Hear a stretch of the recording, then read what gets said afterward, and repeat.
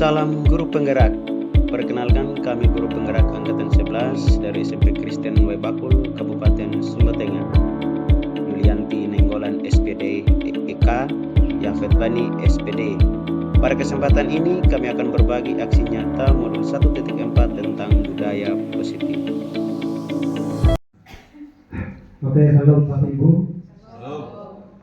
Berdasarkan hasil saya kemarin di grup itu, hari ini kita kegiatan Pombel untuk semester ini, yang dimana kegiatan ini diselenggarakan oleh pematerinya adalah calon guru penggerak kita 2 orang ini, sekaligus juga Bapak Ibu ini kita gunakan untuk ketika nanti kita yang sudah memilih RHK kita tentang disiplin positif, yaitu salah satunya di situ meningkatkan kompetensi melalui peran sebagai peserta berbagi praktik baik yang diselenggarakan oleh komunitas belajar. Jadi hari ini kita berkolaborasi dengan teman CGP kita yang 2 orang ini.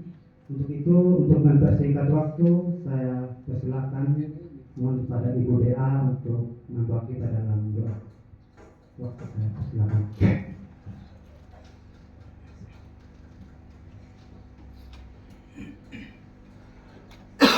Baik teman-teman, sebelum kita memulai kegiatan kita pada siang hari ini,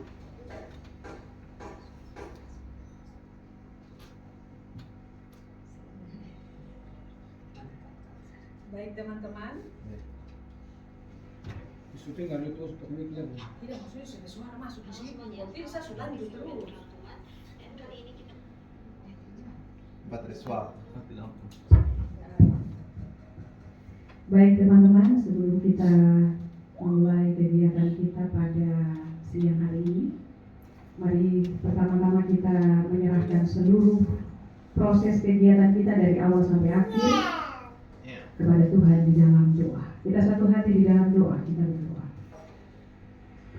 Segala puji dan syukur kami naikkan ke hadirat Tuhan untuk segala kasih setia Tuhan yang tidak pernah berkesudahan di dalam kehidupan kami. Terlebih khusus pada saat ini, di mana Engkau masih memperkenankan kami, anak-anak Tuhan, untuk ada bersama-sama di tempat ini, memulai kegiatan kami pada saat ini. Kami sungguh menyadari Tuhan, siapakah kami? Kami adalah manusia yang penuh dengan segala keterbatasan. Karena itu pada saat ini kami sungguh memohon hikmat, akal budi, pengetahuan yang berasal atau bersumber daripada Tuhan sendiri, agar biarlah kegiatan kami pada hari ini boleh berjalan dengan baik, semata-mata hanya untuk hormat dan kemuliaan bagi nama Tuhan. Seluruh proses kegiatan ini dari awal hingga pada akhirnya kami pertaruhkan hanya ke dalam tangan pengasihan Tuhan.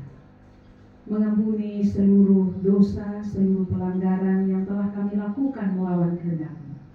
Hanya di dalam Kristus Yesus kami memohon. Amin.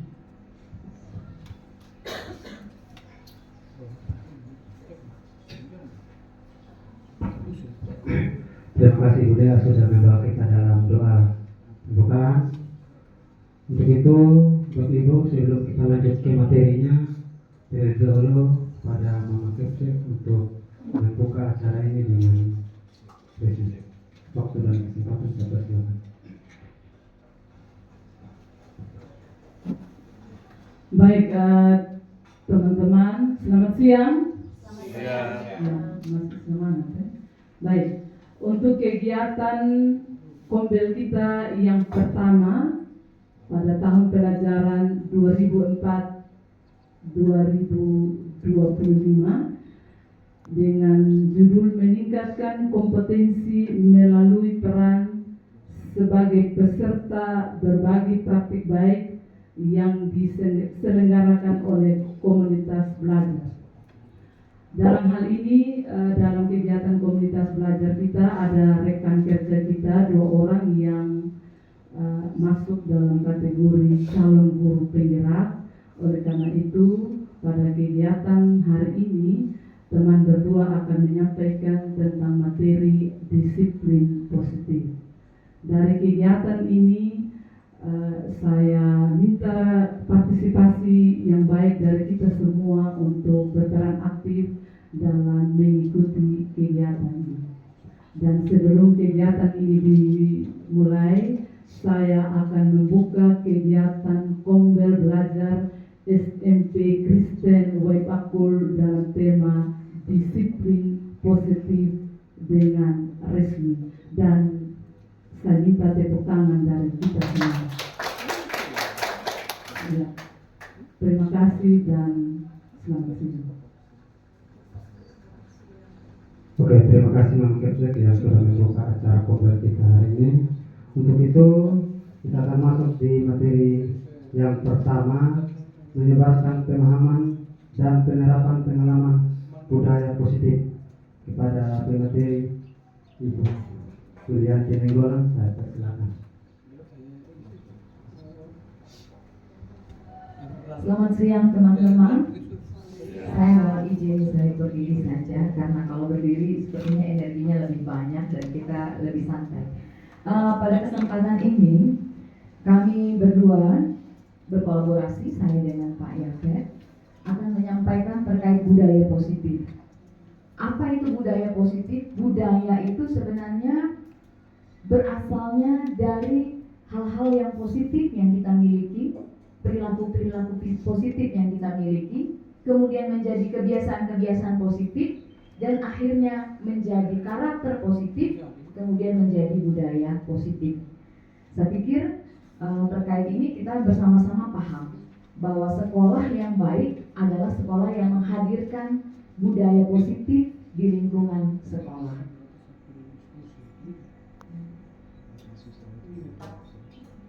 Nah, ini ada satu kutipan yang bagi kita semua.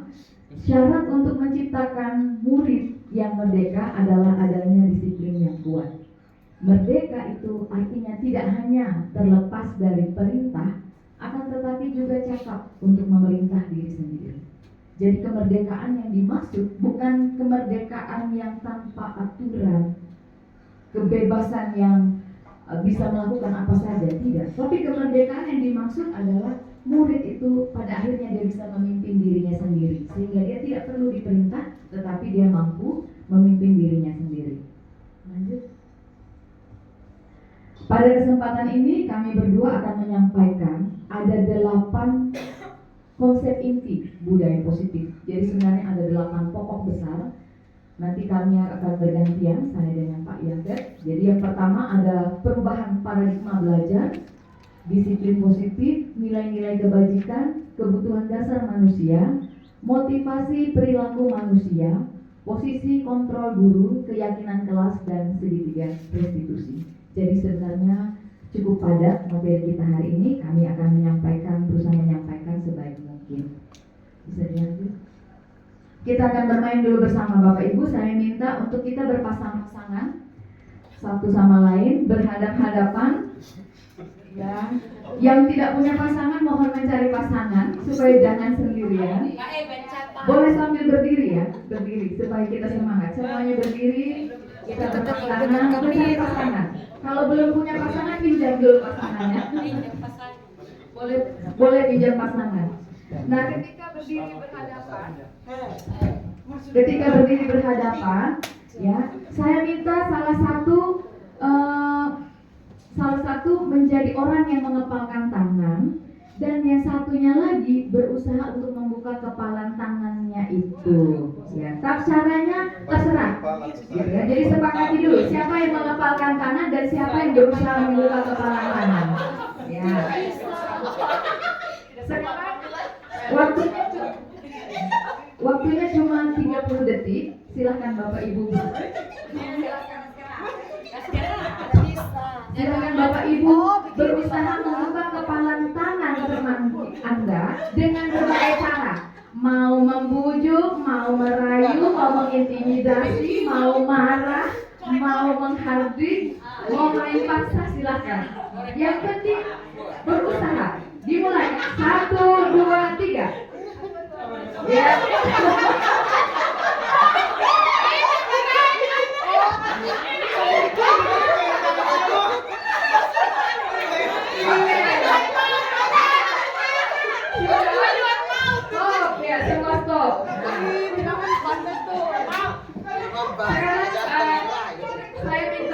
dari Bapak Ibu. Kira-kira tadi siapa yang mau memberikan masukan? Ada yang berhasil membuka tangan temannya? Ada? Oh, Mama Ore berhasil membuka kepalan tangan. Sekarang saya mau tanya kepada pasangan ya, Mama Nela, kenapa berhasil membiarkan membuka kepalan tangan? Karena dikilik.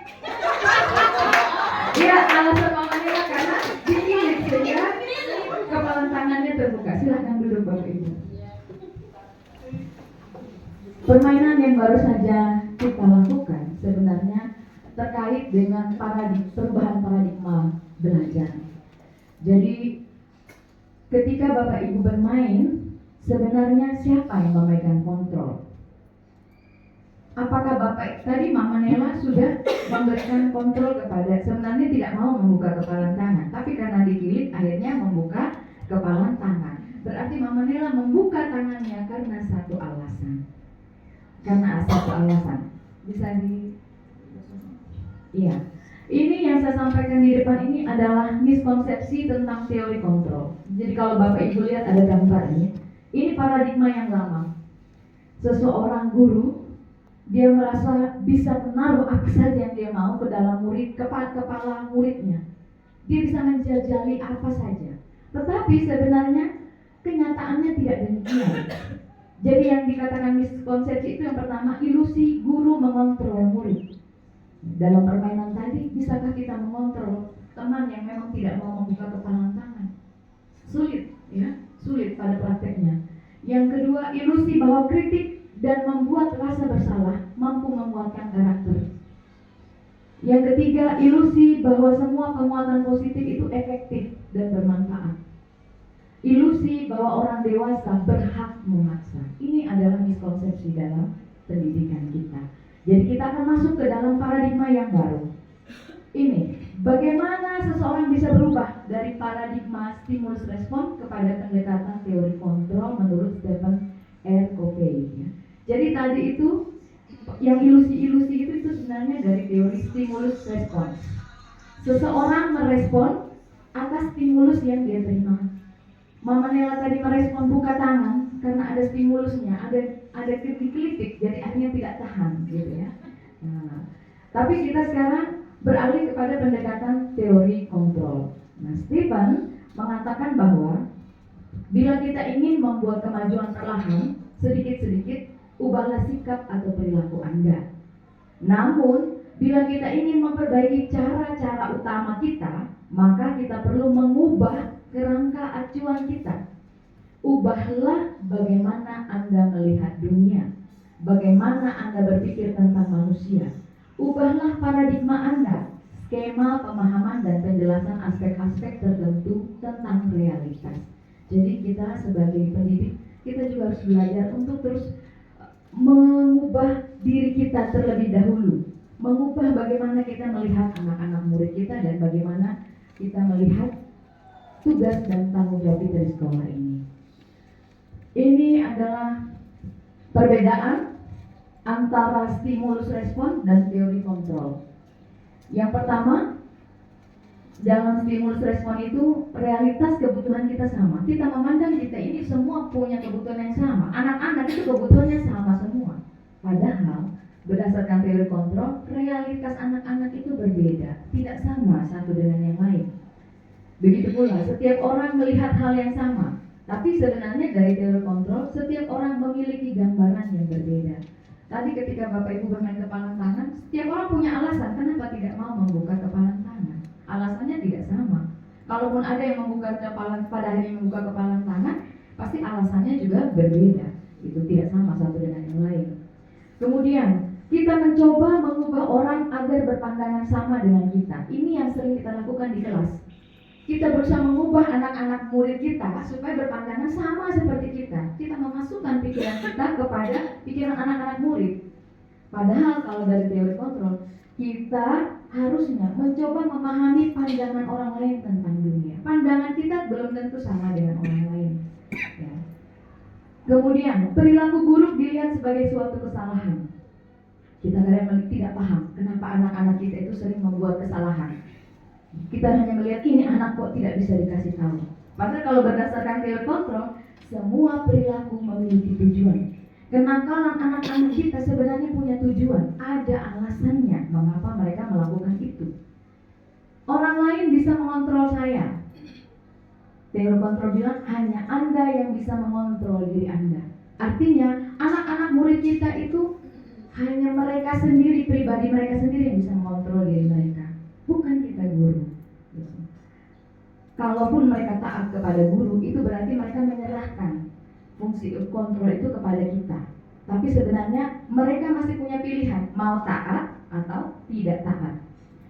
Kemudian pemaksaan ada saat bujukan gagal. Nah ini biasanya kalau anak murid dibujuk-bujuk tidak mempan juga, pada akhirnya yang terjadi adalah cara terakhir, pemaksaan. Kalau teori kontrol bilang kolaborasi dan konsensus itu akan menciptakan pilihan-pilihan baru. Jadi ketika kita hidup dalam kolaborasi, kebersamaan, keterbukaan, maka kita akan punya banyak pilihan-pilihan yang baru. Tidak harus ikut maunya satu orang. Tapi bisa saja karena pandangannya berbeda, ada banyak jalan yang sebenarnya terbuka. Kemudian ada model berpikir menang kalah. Nah kalau stimulus respon kan begitu, menang kalah, benar salah, dia hitam putih. Tetapi kalau teori kontrol, model berpikir menang-menang. Kita semua menang, kita semua punya kelebihan. Next. Nah ini disiplin positif itu berasal dari kata disiplina, yang artinya belajar. Disiplin mengacu pada disiplin diri yang memiliki tanggung jawab terhadap apa yang dilakukannya berdasarkan nilai-nilai yang diyakininya. Disiplin positif merupakan salah satu cara penerapan disiplin yang bertujuan untuk menumbuhkan kesadaran serta memberdayakan peserta didik tanpa, ini ada tanpanya ya Bapak Ibu, tanpa imbalan, tanpa penghargaan, tanpa ancaman atau hukuman. Berarti anak itu, disiplin itu muncul dari dalam dirinya sendiri. Ya. Jadi sekarang mari kita bersama menelisik kembali penerapan disiplin positif yang kita sudah laksanakan di sekolah kita. Apakah sudah pas? Apakah masih perlu ditinjau kembali? Apakah sudah efektif? Ya. Disiplin itu kadang kita kaitkan dengan kepatuhan pada aturan. Padahal sebenarnya kenyataannya tidak begitu. Disiplin dengan aturan itu berbeda. Ya. Seperti yang saya sampaikan pada bagian awal tadi, bahwa untuk menciptakan murid yang merdeka, syarat utamanya itu adalah ada disiplin yang kuat. Disiplin yang kuat yang dimaksudkan adalah disiplin yang muncul dari dalam dirinya anak-anak. Bukan dari aturan yang kuat, bukan dari tata tertib yang kuat, tetapi ada kemauan yang kuat, motivasi intrinsik di dalam diri anak untuk dia melakukan yang baik, melakukan yang positif gitu. Jadi ini kita mengarah kepada motivasi internal.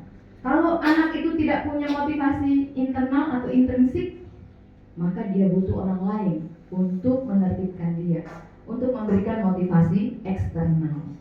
Ya mungkin awalnya anak-anak itu kita dekati dengan motivasi eksternal, tapi yang diharapkan adalah munculnya motivasi intrinsik, karena intrinsik ini yang berlangsung untuk jangka panjang. Kalau eksternal itu maksudnya begini ya Bapak Ibu, kita punya peraturan, punya tata tertib. Tapi kalau anak hadir tepat waktu di sekolah hanya karena itu adalah aturan, untuk taat aturan, maka itu bukan motivasi intrinsik, itu masih ekstrinsik, dari luar, eksternal, karena dia belum mendasar. Seandainya peraturan itu dihapus, apa yang akan dilakukan? Dia tidak akan lagi datang tepat waktu, begitu ya. Baik, dari saya terkait disiplin positif ini, saya tutup dengan sebuah bacaan ini. Sebagai pendidik, tujuan kita adalah menciptakan peserta didik yang memiliki disiplin diri, sehingga mereka berperilaku mengacu kepada nilai-nilai kebajikan universal dan memiliki motivasi intrinsik dalam perubahan perilaku ke arah yang lebih baik. Kemudian teman saya akan melanjutkan pada materi berikutnya. Baik, terima kasih kepada Ibu Nuri yang sudah menyampaikan dua materi terlebih dahulu. Tentu apa yang sudah disampaikan menjadi pemahaman kita bersama bahwa disiplin positif mungkin yang lalu-lalu kita mengajar, ya banyak hal mungkin yang kita tanamkan yang mungkin saja bukan disiplin positif, ya bisa saja dia berubah disiplin negatif. Tadi yang disampaikan bahwa bagaimana kita menanamkan disiplin positif terhadap anak sehingga keluarnya dari dalam diri, bukan karena orang lain. Ini yang menjadi tuntutan kita sekarang, sehingga ketika kami ya dipercayakan untuk mengikuti kegiatan calon guru penggerak angkatan 11, tentu yang diminta adalah bagaimana merubah cara pikir atau mindset kita tentang anak-anak kita. Kami juga sebelumnya berpikir demikian, tentang anak-anak. Tetapi setelah kami belajar, ternyata ada yang salah dalam diri kita. Ya bukan berarti ya dengan kami dapat begini dengan mudah membalikan telapak tangan kita. Kita membutuh proses untuk kita bisa sampai ke sana. Nah, di sini saya sampaikan tentang nilai-nilai kebajikan. Ya, tentu ini adalah nilai-nilai yang berlaku secara universal atau umum. Nah, ini yang mau ditanamkan kepada anak didik kita berkaitan tadi dengan disiplin positif yang sudah disampaikan. Nah, kalau ini tidak ada dalam diri anak-anak, maka anak-anak dia tidak tahu dia mau jadi seperti apa nanti. Dia tidak tahu dirinya mau kemana kan nanti. Nah, ini yang diminta di sini.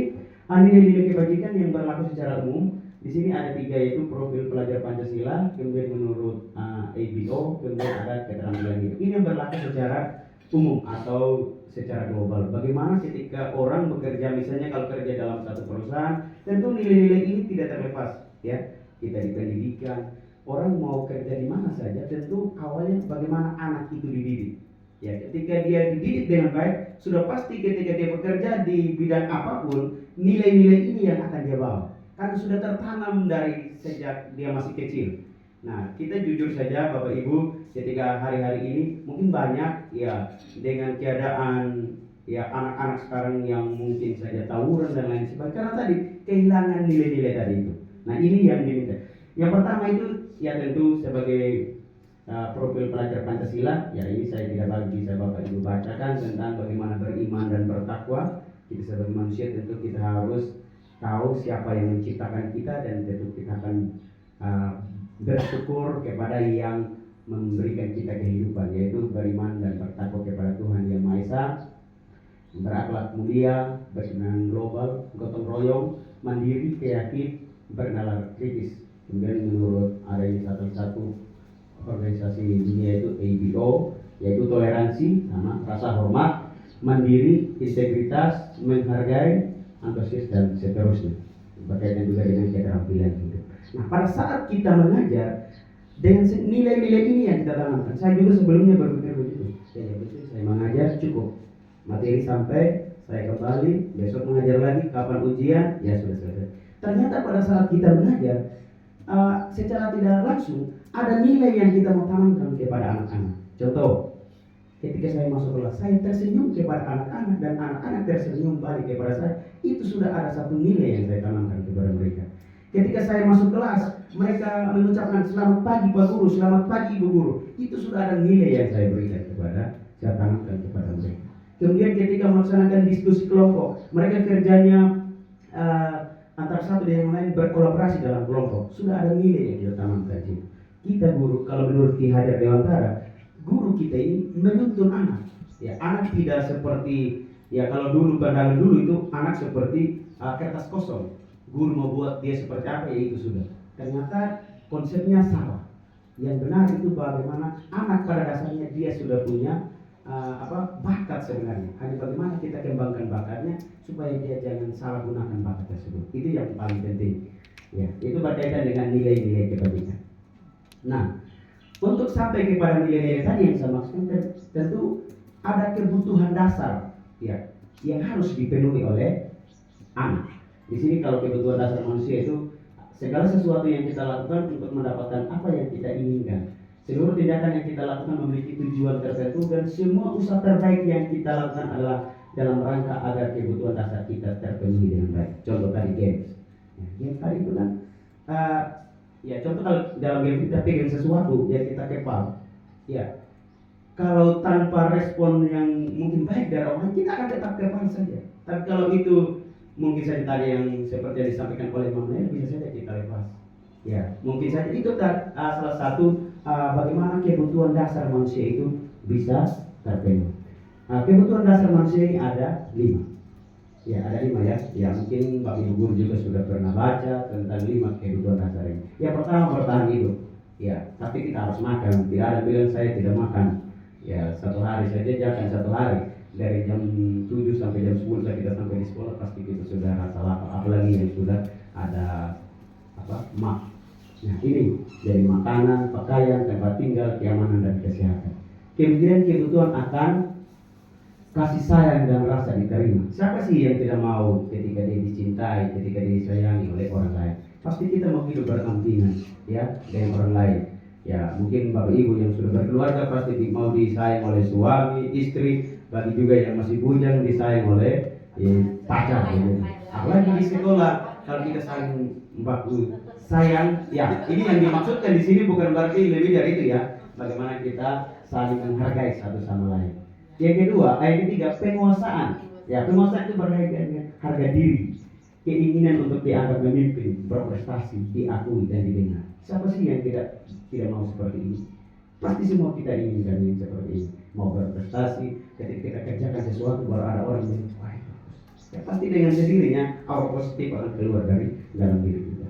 Yang berikut, kebebasan, yaitu mandiri, memiliki pilihan, mencoba hal baru. Ya. Anak-anak bisa bagaimana bekerja secara mandiri, ya, kemudian ingin melakukan hal-hal yang baru yang menurut mereka itu adalah sesuatu yang mereka perlu pelajari. Kemudian kesenangan, ya, bermain, humor, antusias dan tertawa. Ya, ini kan berkaitan dengan kesenangan. Ya. Nah, 5 kebutuhan dasar ini yang ada pada anak kita. Nah, ternyata pada saat kita mengajar, kenapa ada anak yang mungkin mengantuk, ada anak yang ketika mengajar dia keluar masuk. Ada anak yang ketika kita mengajar dia ganggu temannya, ya pasti secara manusia kita guru, ya kita pasti marah. Kenapa kamu melakukan ini? Pasti kita kasih hukuman atau sanksi. Ternyata ada kebutuhan dasar yang tidak terpenuhi pada siswa tersebut sehingga dia melakukan ini. Nah, kalau tidak terpenuhi pasti dia melakukan ini. Ya macam tadi, ketika dia sudah mengantuk, ya dia sudah tidak bergairah lagi ikut pelajaran. Ya kita omong juga di situ, kita tegur dia karena memang tadi mungkin dia butuh supaya bermain atau humor supaya ya kalau dia tertawa kan pasti mengantuknya hilang. Nah, ini kebutuhan dasar itu yang mungkin tidak ada pada anak tersebut sehingga dia melakukan hal yang tadi. Ya. Nah di sini guru harus memahami alasan atau kebutuhan balik perilaku seseorang. Murid-murid perlu tahu bahwa perasaan yang negatif merupakan sinyal yang memberitahu bahwa ada kebutuhan diri yang perlu dipenuhi. Nah, Bapak Ibu, sebelum kita lanjut, ada ilustrasi yang mungkin bisa kita sama-sama bacakan.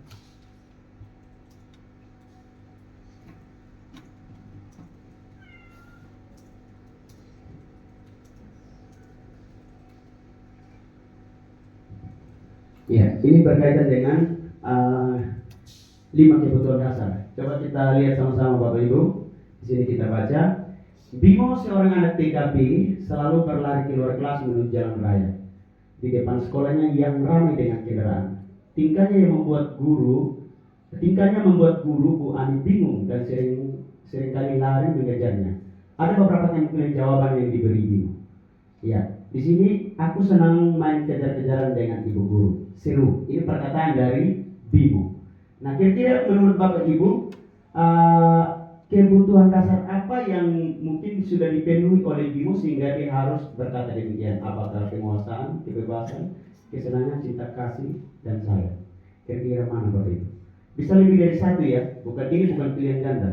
Ini pilihan ya, bisa lebih dari satu gitu. Iya. Iya. Apa Bapak Ibu? Kesenangan. Apa lagi? Cinta kasih. Ya, betul Bapak Ibu.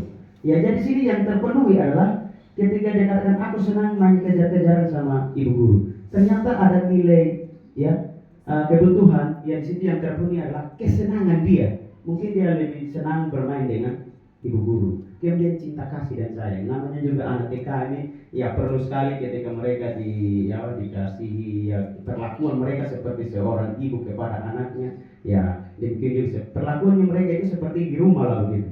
Ya, demikian itu kalau di sekolah juga. Ya, ini yang kedua. Dinda seorang anak kelas 3 SD, begitu tiba di rumah, sepulang dari sekolah, menangis dan mengadu pada ibunya bahwa dia benci pada Ibu Rani gurunya.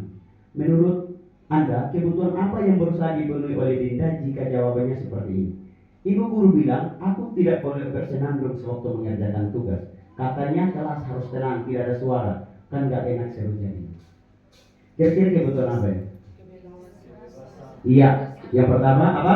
Kebebasan. Apa lagi kira-kira? Ya, penguasaan. Ada lagi? Iya, dia maunya itu ketika dia belajar harus dengar apa? Harus sambil nyanyi. Ya, harus sambil. Ya, ya bisa kesenangan. Ya, kemudian kebebasan. Apa lagi? Iya, kesenangan. Apa? Penguasaan. Ya. Ternyata ini Bapak Ibu, ya. Ketika kita ada dalam kelas kita mengajar, ternyata ini kebutuhan ini yang diperlukan oleh anak didik kita, yang secara tidak sadar yang perlu kita, ya mungkin saja selama ini ketika kelasnya ribut, ya kita pasti jangan ribut. Ya. Jujur Bapak Ibu, saya ini mulai kegiatan ini saya berusaha untuk saya tidak marah kepada siswa. Semoga ini biar berlaku terus nanti. Ya, ya ini yang diinginkan, ya supaya kedepannya, ya yang saya bilang tadi, kita mungkin selama ini ya cara pikirnya kita, cara pandang kita terhadap siswa, ya kalau salah ya pasti perlakuannya juga salah. Tapi dengan kegiatan yang ada ini kami berbagi hal yang baik juga kepada Bapak Ibu, sama-sama nanti kita berkolaborasi untuk menyelesaikan. Ya, ini lagi satu. Tahun ini Dimas genap berusia 17 tahun. Ia senang sekali ketika ayahnya mulai mengajarkan cara menyetir mobil. Setiap akhir pekan ia berlatih menyetir. Ia terlihat senang sekali berlatih sampai akhirnya ia bisa menyetir mobil dengan baik dan lancar. Ketika ibunya bertanya pada Dimas, apa yang membuat dia ingin bisa menyetir mobil? Ketika jawaban Dimas adalah seperti ini, menyetir mobil itu seru. Kebutuhan apa yang ingin dia penuhi?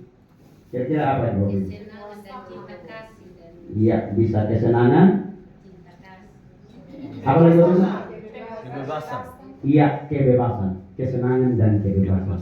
Dia katakan di sini seru. Ya, namanya kalau setir mobil kan kebebasan, artinya dia diberikan ruang untuk dia bisa mandiri tadi, bisa mandiri dia melakukan sesuatu. Nah ini yang kita lakukan kepada anak-anak kita nanti, ya, ya makanya ketika kita mengajar, ya untuk merancang pembelajaran yang pada murid, ya tentu kembali kepada diri kita Bapak Ibu guru. Ya kita mau arahkan anak-anak diri kita mau kemana? Ya kalau tadi ini kalau dia sudah terpenuhi semua ini, maka apa yang kita harapkan? Ya anak didik kita menjadi anak yang baik, anak-anak yang sesuai dengan tadi nilai-nilai yang saya sudah sampaikan. Nah coba Bapak Ibu bisa baca ini dulu, terlalu banyak kan? Ya, ya ini mungkin ada di lingkungan sekolah kita ini Bapak Ibu, ya.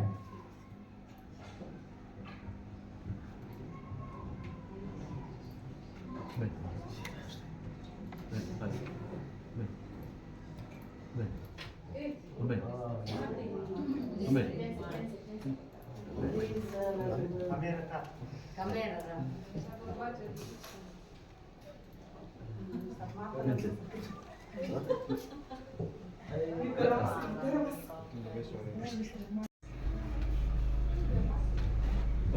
Sambil kita menunggu tayangannya. Nah, ini saya akan sampaikan tentang motivasi perilaku manusia. Saya tidak tayangkan besar karena ini nanti mau pindah jendela.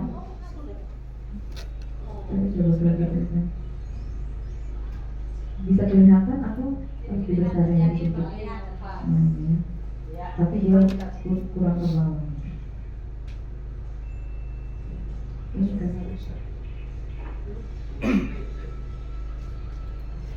Ya, begini ya. Jadi ada 3 motivasi perilaku manusia. Yang pertama itu untuk menghindari ketidaknyamanan atau hukuman. Kemudian untuk mendapatkan imbalan atau penghargaan dari orang lain. Dan yang ketiga adalah untuk menjadi orang yang mereka inginkan dan menghargai diri sendiri dengan nilai-nilai yang mereka percayai. Silakan Bapak Ibu kira-kira berpikir sejenak. Dari ketiga jenis motivasi ini, manakah yang paling banyak mendasari perilaku murid-murid kita di sekolah? Yang pertama, kedua, atau yang ketiga? Yang pertama, untuk menghindari ketidaknyamanan atau hukuman. Ya, ini sering sekali terjadi ya. Jadi murid-murid itu mengerjakan PR, datang tepat waktu, hanya karena takut kena hukuman, takut dimarahi. Kalau sudah terlambat perutnya langsung mules, akhirnya tidak datang sampai ke sekolah, tapi langsung percikan haluan ke tempat lain karena apa? Takut kena hukuman. Kemudian ada juga anak-anak yang melakukan sesuatu karena ingin mendapatkan imbalan atau penghargaan. Tanpa disadari, Bapak Ibu, kita sering dalam keseharian itu memberikan penghargaan kepada anak-anak. Apakah itu penghargaan berupa apresiasi maupun juga berupa materi terkadang ya, sesekali gitu pada anak-anak. Nah, ini ternyata memicu upaya mereka melakukan upaya yang terbaik untuk dapat imbalan, untuk dapat penghargaan. Tetapi yang ketiga ini yang paling jarang, belum kelihatan. Untuk menjadi orang yang mereka inginkan dengan menghargai diri sendiri. Anak yang dari dalam dirinya memang karena mau menghargai dirinya, jadi dia belajar tiap malam, ya, berusaha untuk menguasai materi pelajaran. Padahal ini yang paling penting, motivasi intrinsik. Ini yang sebenarnya mau kita tumbuhkan di dalam keseharian kita kepada anak-anak. Karena motivasi intrinsik ini yang bertahan lama, sementara motivasi ekstrinsik itu hanya sesaat saja, jadi jangka pendek. Kita beralih ke slide berikutnya. Nah, ini ada terkait dengan hukuman, konsekuensi, dan restitusi. Ada perbedaan Bapak Ibu ya. Kalau dilihat, hukuman itu bersifat tidak terencana atau tiba-tiba. Murid tidak tahu apa yang akan terjadi, tidak dilibatkan sebelumnya, bikin sepakat ya. Kalau kamu lambat, kamu lompat pagar, kesepakatannya apa? Gitu. Kalau kamu tidak kerjakan tugas, kamu tidak lakukan piket kelas, apa yang akan dilakukan? Gitu. Tidak. Jadi hukuman itu mendadak. Sifatnya berdasarkan kemauan gurunya. Gurunya mau bikin apa, anak harus taat. Itu hukuman. Berbeda dengan konsekuensi. Kalau konsekuensi itu terencana, disepakati sesuai dengan aturan. Ini biasanya terkait dengan tata tertib kita, ya. Jadi murid itu begitu masuk ke sekolah kita langsung tahu ada tata tertib. Berarti kalau mereka melanggar tata tertib, ada konsekuensi yang harus mereka terima. Nah, guru di sini bersikap untuk memonitor murid. Apakah murid itu melakukan pelanggaran terhadap tata tertib atau tidak? Kemudian ada yang ketiga adalah restitusi. Restitusi ini proses untuk menciptakan kondisi bagi murid untuk memperbaiki kesalahan. Ini proses tanya jawab, dialog antara guru dengan murid. Ini proses kolaboratif. Kolaboratif itu artinya bersama-sama untuk mengajarkan murid mencari solusi sendiri atas permasalahan yang dia lakukan. Jadi ada 3 hal yang sebenarnya kita sedang jalankan di sekolah ini. Tetapi Bapak Ibu bisa menimbang ya, mana yang baik.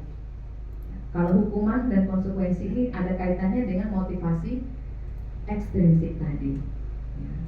Dia tidak berjangka panjang. Sementara restitusi akan menimbulkan motivasi intrinsik yang punya jangka panjang ke depan. Karena apa? Tujuan restitusi adalah supaya anak itu tahu dia memecahkan masalah seperti apa. Kalau punya persoalan apa yang harus dilakukan. Jadi kalau sekolah kita itu punya budaya melakukan restitusi terhadap kesalahan-kesalahan anak, maka sekolah kita akhirnya menciptakan pribadi-pribadi yang positif, pribadi-pribadi yang bisa bertanggung jawab dan yang bisa mandiri.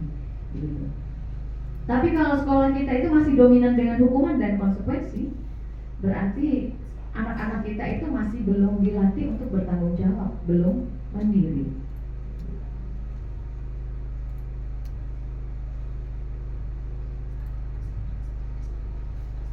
Iya, ini ada beberapa saya mau tampilkan sesuatu juga sama Bapak Ibu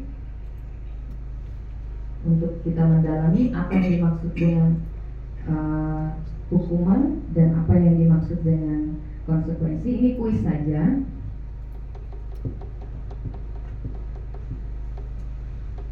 Mungkin bisa terbaca ya. Di sini ada pernyataan. Kita menentukan apakah pernyataan ini berupa hukuman atau sanksi atau konsekuensi. Mencatat 100 kali di dalam buku sebuah kalimat, saya tidak akan terlambat lagi. Ini hukuman atau konsekuensi? Hukuman. Kita coba, benar tidak? Salah. Itu adalah konsekuensi. Ya. Iya. Sekarang ini, lari mengelilingi lapangan basket 2 kali karena terlambat hadir di sekolah. Ini sanksi atau hukuman? Sanksi atau konsekuensi atau hukuman? Karena terlambat. Ini ada 50-50. Ini mau tenis yang mana? Iya, terlambat hadir. Coba sanksi ya. Iya, oke. Ini lagi, membersihkan coretan yang dibuatnya di meja tulis. Dia coret, toh? Dia mencoret. Konsekuensi sanksi. Dia harus bersihkan. Sanksi. Sanksi atau hukuman? Sanksi. Konsekuensi. Iya. Ini benar, sanksi. Dia yang membuat coretan, jadi dia harus bersihkan. Murid diminta untuk push up 15 kali karena tidak menggunakan masker ke sekolah. Ini sanksi. Hukuman. Ya, ini benar. Menggantikan kertas tugas teman yang telah dicoret-coret. Coba konsekuensi dia betul. Ya. Berjemur di lapangan basket pukul 12 siang karena ngobrol dengan teman. Coba. Ya, benar, ini makin pintar ya. Murid diminta bertelanjang kaki sepanjang hari karena tidak menggunakan sepatu warna hitam. Konsekuensi. Konsekuensi. Ya.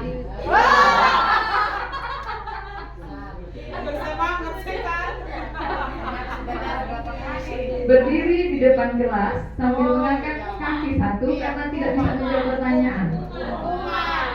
Iya. Hukuman, karena ini kan tidak ada di tata tertib ya. Kalau yang konsekuensi itu ada peraturannya, ada tatibnya gitu ya. Membersihkan tumpahan air di meja tulis karena tersenggol pada saat belajar. Konsekuensi atau hukuman? Yakin? Konsekuensi. Sanksi. Apakah Anda tolak 5.000? Konsekuensi atau hukuman? Maju ke 250 juta atau menolak? Konsekuensi ya, kita coba. Ya, ini benar. Kehilangan 10 menit jam istirahat untuk mengerjakan tugas karena terlambat datang dan tertinggal pelajaran selama 10 menit. Konsekuensi.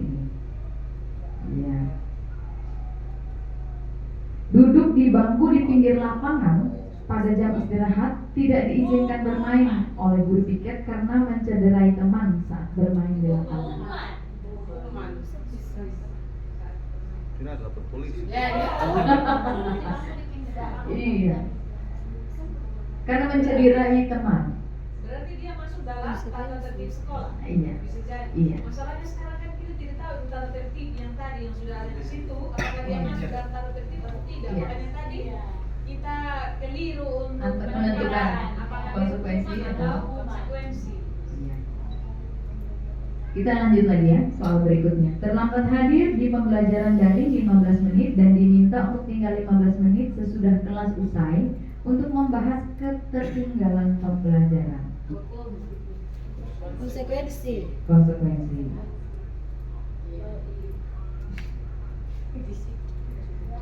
Lari mengelilingi lapangan basket 2 kali karena terlambat 10 menit untuk pelajaran TCOK.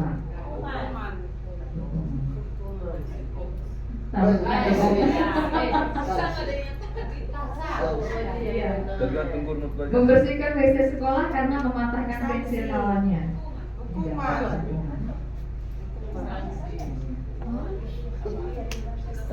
Ya, jadi begitu Bapak Ibu, kita akan kembali mencermati sikap-sikap kita sebagai guru di sekolah. Nah, kemudian saya juga mau menampilkan ada terkait hukuman, konsekuensi dan restitusi ini ada sebuah kalimat ini ya.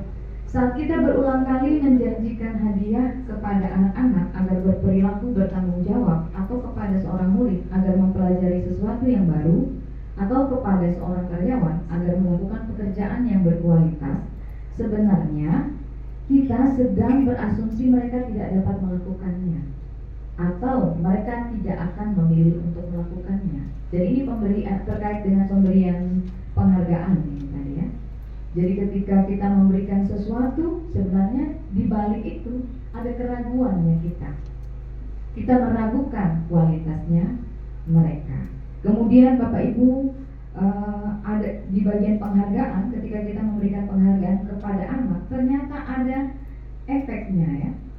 Efeknya kepada anak. Ini salah satu yang efeknya itu ada banyak, tapi yang saya mau angkat di sini satu, penghargaan menghukum mereka yang tidak mendapatkan penghargaan. Penghargaan menghukum mereka yang tidak mendapatkan penghargaan. Misalnya dalam sistem ranking, mereka yang mendapatkan ranking kedua akan merasa paling dihukum. Kenapa saya cuma selisih sedikit nilai, saya di tempat kedua, harusnya saya di tempat pertama. Kemudian mereka yang tidak pernah ranking, tidak pernah masuk 10 besar, Bapak Ibu pernah bayangkan perasaan mereka seperti apa? Mereka pasti menjadi orang-orang yang menyerah, tidak mau lagi berupaya. Di dalam kelas kita saja, misalnya kalau sudah ketahuan, oh yang pintar mereka, biar saja nanti mereka yang presentasi. Mereka anak-anak ini akhirnya motivasinya mati. Dia tidak mau mencoba karena dia sudah memandang rendah dirinya. Dia punya citra diri yang rendah. Dia memandang, saya kan tidak bisa, ngapain saya mencoba. Jadi ini ada dampak yang secara psikis yang cukup dalam kepada anak-anak kita. Jadi sebenarnya pemberian penghargaan kan, Bapak Ibu mau kasih penghargaan sama anak-anak, tujuannya kan baik ya, supaya anak ini merasa dihargai. Jerih payahnya, dia sudah belajar, jadi patut dia diberikan penghargaan. Sebetulnya benar, tetapi di sisi lain ada anak-anak yang merasa terhukum dengan pemberian penghargaan itu. Memberikan penghargaan dan hukuman adalah hal yang sama, karena keduanya mencoba mengendalikan perilaku seseorang.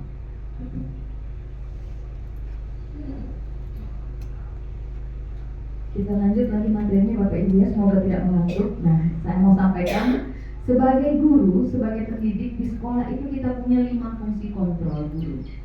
Nah, ini ada fungsi penghukum, ini ya, suruh anak menyapu ini ya, tapi sebenarnya menyapu itu bagian dari kebersihan, tapi di sini saya ambil saja ikonnya gitu.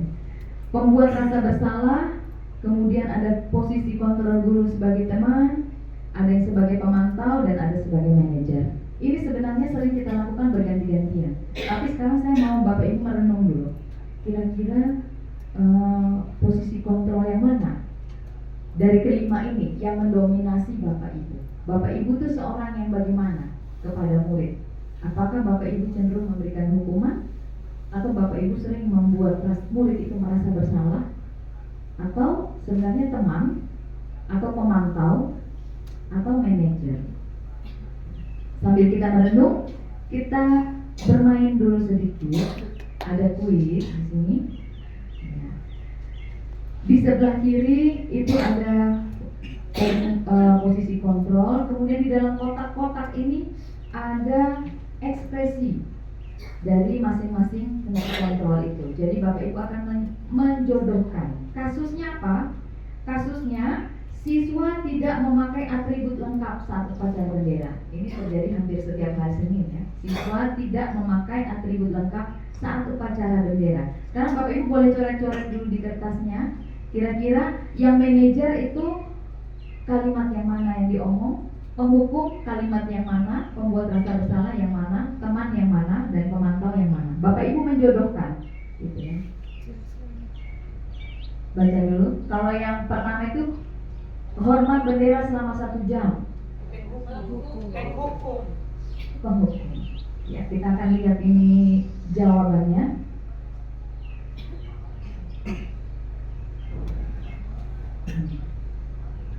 Penghukum itu akan memerintahkan untuk hormat bendera selama 1 jam karena tidak pakai atribut lengkap. Kalau pembuat rasa bersalah itu cara bicaranya itu berapa kali ibu harus beritahu kamu, sudah ulang-ulang selalu saja yang itu terus, kamu terus yang saya hadap tiap minggu, ya, kamu bikin kecewa sama saya. Buat apa kamu sekolah ini tidak bisa dengar ini aturan, ya. Kemudian kalau yang teman, ini sifatnya persuasif gitu ya. Ayo dong ikut aturan sekolah. Tolong bantu ibu bapak ya. Sekali ini sudah tidak apa-apa, ibu kasih aminkan sudah kok boleh masuk kelas. Tapi minggu depan jangan lagi. Nah ini anak akhirnya tidak tahu aturan itu apa, karena dimaafkan. Yang posisi teman ini dimaafkan. Dampaknya apa? Anak itu bergantung kepada guru. Jadi kalau lihat tiket, datang guru yang itu, untung ada Pak Guru. Terima kasih banyak Pak Guru sudah selamatkan saya. Tapi satu kali Pak Guru tegur sama dia, kau langgar, kau buat kesalahan. Anak itu akan kecewa. Dia merasa dikhianati oleh temannya, ditinggalkan oleh temannya. Karena relasi mereka ini tadi bukan relasi yang positif, gitu ya. Kemudian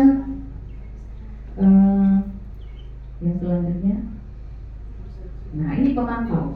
Pemantau ini tadi dia melihat bagaimana aturan dan bagaimana konsekuensi. Pemantau akan bilang sama anak yang tidak pakai atribut, kamu sudah melanggar peraturan sekolah.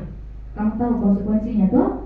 Berarti sekarang kamu harus beli itu atribut, kamu pakai memang, dan jangan ulangi lagi. Begitu anak sudah pakai atribut, sudah beli di koperasi sekolah, sudah pakai atribut, selesai ibu. Tidak punya urusan lagi pada anak ini. Tapi apa dampaknya Bapak Ibu? Anak ini tidak muncul motivasi intrinsiknya. Dia merasa kalau ada uang, semua persoalan selesai. Masalahnya kan tidak pakai atribut. Tinggal kalau bawa uang dari rumah, pergi beli di koperasi, pakai lagi atribut, selesai masalah. Tidak ada persoalan. Dan Pak Gurunya apa yang terjadi? Dia meninggalkan begitu saja tuh anak. Kan itu anak sudah pakai atribut. Urusan selesai. Tidak ada kedekatan, tidak ada keakraban, tidak ada pemantauan yang berkelanjutan. Tidak juga punya usaha untuk menumbuhkan niat dari dalam diri anak itu untuk sadar aturan itu tuh dibuat apa, tujuannya apa. Nah ini posisi kontrol yang terakhir adalah manajer. Ini adalah posisi yang terbaik yang kita upayakan ya Bapak Ibu. Saya ketika bicara di depan ini saya termasuk bercermin kepada diri saya sendiri.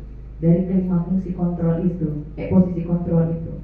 Ya, kalau manajernya paling baik, dia berusaha untuk menyadarkan anak akan kesalahannya, berusaha untuk supaya anak itu dari dalam dirinya dia tidak lakukan lagi kesalahan itu. Apakah kamu tahu kesalahanmu? Tanya itu anak. Dia tahu tidak ada masalah di mana. Kira-kira apa yang dapat kamu lakukan untuk memperbaiki kesalahanmu? Jadi bukan guru yang bilang sekarang caranya memperbaiki kesalahan adalah bukan guru yang kasih tahu, tapi guru itu menuntun anak supaya anak itu sendiri yang menemukan cara bagaimana dia menyelesaikan persoalannya.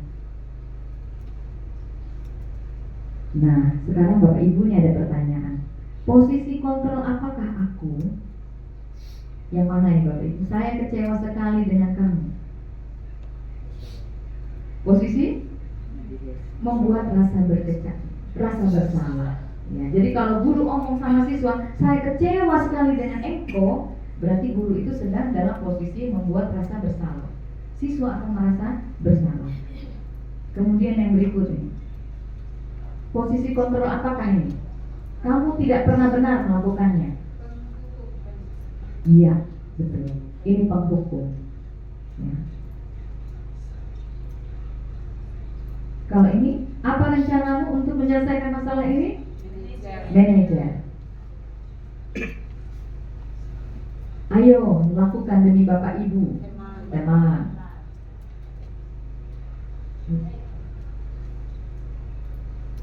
Kamu tidak akan pernah mendapat nilai jika tidak mengerjakan tugas. Ini penghukum juga ya.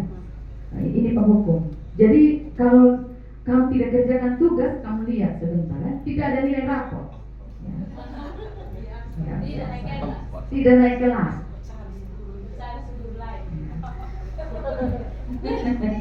Ya, kita tertawa saja Bapak Ibu. Saya juga merasa banyak bersalah. Ini catatan bagi kita, Bapak Ibu, ketika kita menggunakan kritik dan rasa bersalah sebenarnya untuk mengarahkan murid, maka murid akan merasa buruk tentang diri mereka. Murid akan mengembangkan dialog diri yang negatif sehingga mereka mempunyai gambaran diri yang negatif. Saya masih mau tampilkan sebuah video untuk kita nonton sama-sama. Ya, semoga Bapak Ibu belum bosan.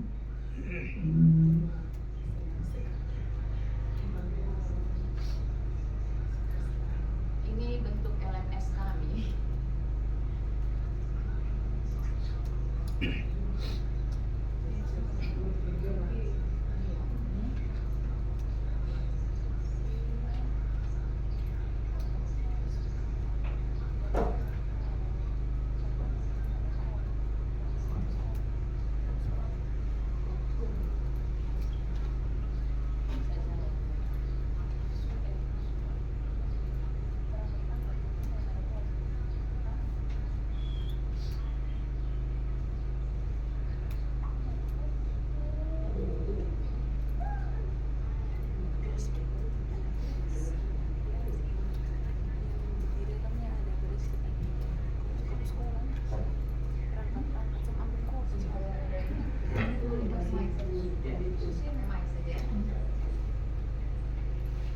Kita nonton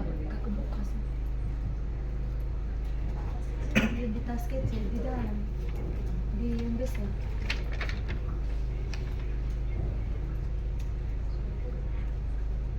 Bukan.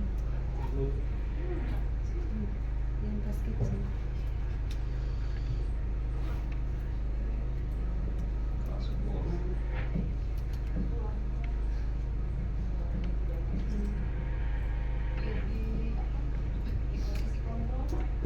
kita coba pindah.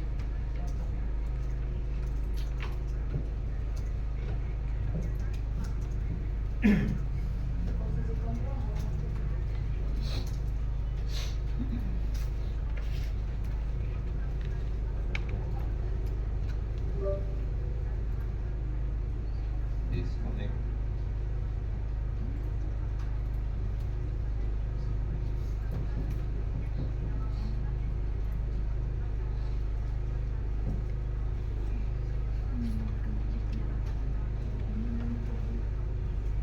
Tunggu sebentar.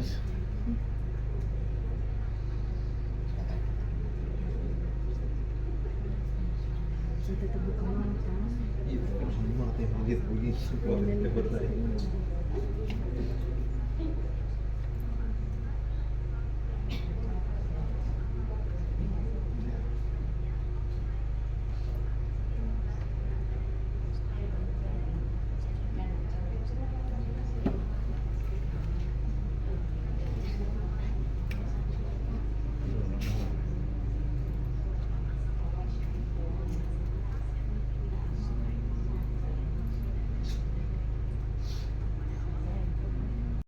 Positif restitusi. Salah satu program yang dikembangkan adalah 5 posisi kontrol.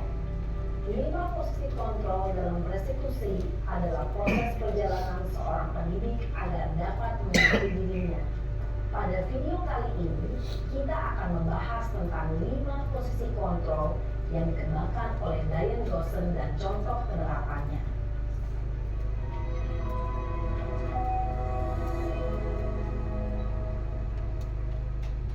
Lima posisi kontrol itu adalah 1. Posisi penghukum. 2. Posisi pembuat rasa bersalah. 3. Posisi teman. 4. Posisi pemantau atau monitor. Dan 5. Posisi manajer. Untuk lebih memahami kelima posisi tersebut, mari kita saksikan kasus Naren yang terlambat hadir 20 menit di sekolah dan melihat bagaimana kelima posisi kontrol dalam menghadapi masalah tersebut.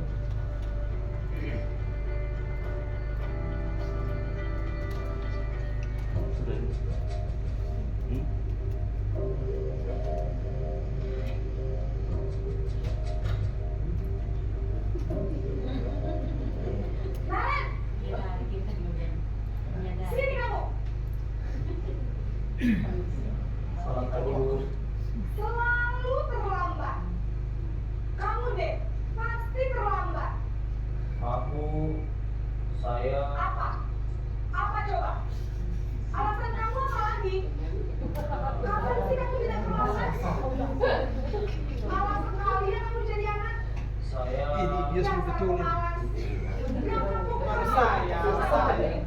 Sudah berapa kali terlambat?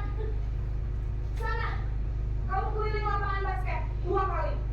Kenapa saya harus keliling lapangan basket, Bu? Kenapa? Kamu melawan ibu. Berani-beraninya jawab. Sudah terlambat, masih berani jawab pula. Sekarang, Ibu Fira nih. keliling lapangan basket 5 kali sekalian. Biar kapok. Cepat. Pergi sana ke lapangan basket. Posisi pengepung biasanya berbicara dengan nada tinggi, menghardik, menunjuk-nunjuk, menyakiti, dan menyindir.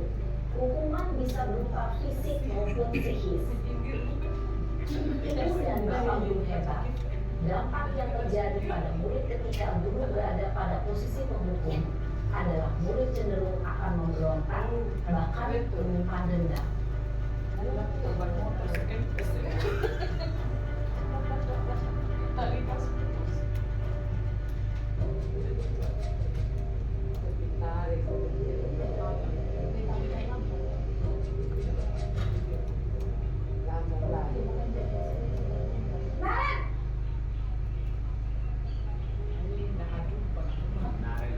Selamat pagi, Bu. Naren. Orang welur ya. Kamu kenapa terlambat lagi, nak? Ya Tuhan, Naren. Kamu senang ya bikin ibu susah ya? Kalau kamu terlambat lagi, nanti ibu yang ditegur bapak kepala sekolah, nak. Disangka ibu tidak bisa membina kamu. Duh, gimana ini? Maaf, Bu. Sama ibu ini satunya senang. Kamu suka ya kalau ibu ditegur bapak kepala sekolah? Terus, sekarang ibu harus tulis apa yang di buku absen? Ini kamu sudah sering terlambat loh. Ibu harus apa coba? Ibu harus keliling lapangan. Ya sudah, lain kali jangan bikin ibu susah lagi ya nak ya. Ibu tidak akan kuat lagi kalau kamu begini terus. Bisa jatuh dengan kalau ibu ditegur bapak kepala sekolah. Ini hati saya lepas Saya kamu, cepat Fred. kelas. Maaf ya, Bu. Maaf sekali. Aku tidak terlambat lagi. Posisi penghukum merasa bersalah berbicara dengan nada tenang, cenderung lembut. Namun kata-kata yang diutarakan membuat murid merasa menjadi orang yang gagal, memandang buruk dirinya sendiri, merasa tidak berharga, dan tidak sanggup membahagiakan orang lain. Ketika guru mengambil posisi membuat rasa bersalah, murid akan menganggap dirinya yang bersalah dan ia akan menyimpan emosi negatif tersebut di dalam dirinya.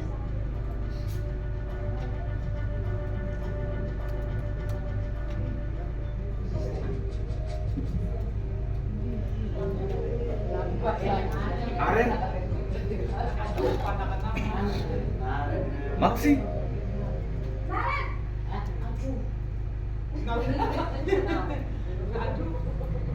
Selamat pagi, Bu. wah, sudah jam berapa ini nak? Selamat pagi ya sayang. Habis, ibu saya lupa bangunkan saya, Bu. Kamu malah nyalahin ibu kamu. Kamu bukan anak yang larinya paling kencang. Kok Jatuh cinta nanti. Selamat pagi tadi. Jadi, Cilok tuh, iya. saya lagi kencang, tetap gak kekejar, Bu. Ya sudah sana. Nanti lain kali larinya lebih kencang lagi ya. Biar gak terlambat lagi. Bikin seneng ibu. Demi ibu. Bisa kan? Bisa. Lebih cinta kita Bukan. berdua. Kasih sayang. Ya sudah sana masuk kelas. Dilihat Beresin ibu, urusan aku absen caping kamu. tuh. Kamu ini ada-ada saja. Kecoh penggoda. Dalam posisi tenang, guru berbicara dengan nada suara ramah, akrab, cenderung bersadar kalau tetap menjaga suasana tetap santai. Murid akan merasa senang, aman, dan akrab dengan guru. Identitas yang tercipta adalah identitas sukses atau berhasil. Namun, perlu diingat, karena ini masih dorongan eksternal, maka ada faktor ketergantungan dari murid kepada orang tertentu. Di sini guru absennya, sehingga di lain waktu murid bisa berperilaku baik, namun hanya kepada orang-orang tertentu saja.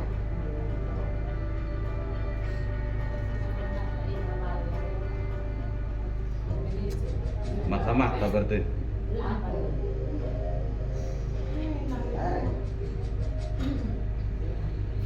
Ben.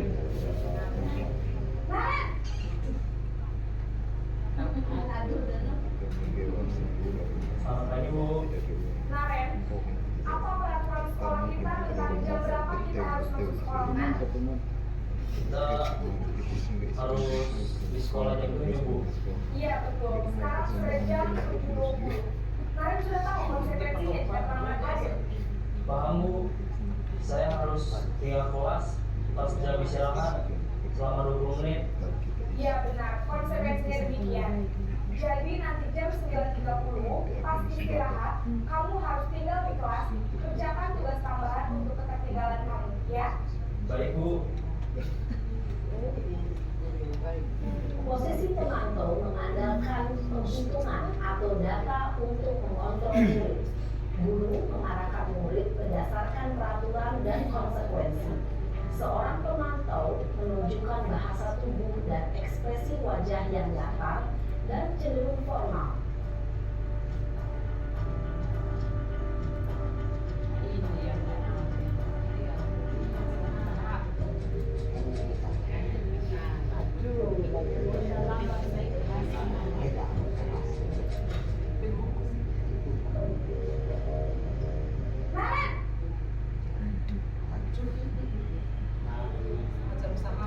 Selamat pagi Bu. Selamat pagi Naren. Maaf Bu, saya terlambat. Iya, sekolah masuknya jam 7, sekarang sudah jam 7.20. Jadi sekarang bagaimana ini Naren? Maaf Bu, saya lupa setel alarm saya semalam. Baiklah, menurut kamu, keyakinan sekolah yang mana yang perlu kamu tingkatkan? Menghargai diri sendiri dan orang lain mungkin ya Bu. Setuju. Jadi, apakah Naren meyakini prinsip saling menghormati tersebut? Iya Bu, saya meyakininya. Apakah Naren bersedia memperbaiki masalah keterlambatan ini? Bersedia Bu. Bagaimana kamu akan memperbaiki masalah keterlambatan ini? Saya akan coba untuk tidak lupa menyetel alarm saya Bu. Baik, kalau Naren lupa menyetel alarm di rumah, ada orang yang kira-kira bisa bantu mengingatkan tidak? Ada Bu, kakak saya, Kak Emma. Ada lagi selain Kak Emma? Selain Kak Emma, ada ibu saya. Baik, jadi yang mengingatkan Naren adalah Kak Emma dan ibu kamu ya? Kira-kira akan mulai saya alarm kapan nih Naren? Setelah pulang sekolah, akan segera saya lakukan. Baik, jadi Naren akan setel alarm untuk bangun besok pagi dan akan diingatkan oleh kakak dan ibunda Naren ya. Ada lagi yang mungkin perlu dilakukan Naren agar tidak terlambat bangun lagi? Tidak ada Bu. Baik Naren, terima kasih untuk kerjasama kamu. Sekarang kamu perlu kembali ke kelas untuk belajar. Baik Bu, terima kasih. Posisi manajer adalah posisi kontrol yang disarankan untuk membimbing murid memiliki sikap disiplin yang positif, yaitu murid yang mandiri, bertanggung jawab, dan dapat memecahkan masalah. Tujuan dari posisi ini adalah agar murid dapat berefleksi atas tindakannya. Guru akan dengan tulus memberikan pertanyaan-pertanyaan bermakna, sehingga membuat murid dapat belajar dari kesalahannya dan mencari sebuah solusi untuk menyelesaikannya. Ibu dan Bapak guru hebat, setelah mengamati adegan kelima posisi kontrol tadi, kira-kira posisi mana yang paling ideal? Posisi mana yang dapat menunjang motivasi intrinsik murid? Ya, tentu posisi manajer. Posisi ini memang posisi ideal dan ingin dituju setiap pendidik. Pada posisi inilah, guru dapat menerapkan disiplin positif yang berpihak pada murid, yang memerdekakan murid. Perjalanan seorang pendidik tentunya tidak mudah untuk sampai pada posisi seorang manajer. Namun, tujuan kita pasti, yaitu menciptakan murid-murid yang mandiri, merdeka, dan bertanggung jawab. Semoga penggambaran 5 posisi kontrol yang telah diperlihatkan ini dapat menjadi ajang refleksi bagi kita semua, agar dapat terus mengasah dan menerapkan disiplin positif yang memerdekakan murid. Baik Bapak Ibu, semoga setelah menonton video tadi cukup menyegarkan kita, dan saya pikir kita bersama-sama ya, bukan Bapak Ibu sendirian, saya pun bersama dengan Pak Yafet masih terus berusaha meningkatkan kapasitas diri supaya kita bisa mencapai posisi kontrol terbaik untuk murid-murid kita. Nah, untuk penjelasan keyakinan kelas dan segitiga restitusi nanti akan disampaikan oleh Pak Yafet. Ya, baik Bapak Ibu. Nah, terima kasih kepada ini yang sudah menyampaikan materinya. Tentu itu adalah hal yang bisa menyuntik kembali semangat kita tentang bagaimana kita memperlakukan anak. Ya, tentu tadi itu adalah sebuah adegan. Ya, tentunya setiap hari kita temui di lembaga kita ini. Hanya posisi mana yang kita pakai. Tadi yang seperti yang disampaikan, ya, sama-sama kita belajar. Kami juga belajar. Ya, Bapak Ibu juga belajar, jadi kita tetap berkolaborasi untuk anak didik kita. Baik Bapak Ibu, sebelum saya lanjutnya, nah kita ice breaking dulu sedikit kayak macam terlalu serius. Ya, ini dalam keadaan duduk saja, silakan Bapak Ibu berhadapan saja. Berhadapan, duduk. Iya, sebentar, pasti. Berhadapan selama 30 detik ya. Selama 30 detik, nanti bisa kita pakai di kelas juga. Silakan senyum selama dengan teman selama 30 detik. Senyum. Iya. Iya, senyum silakan dengan seperti apa? Ya, Bapak Ibu. 30 detik ya.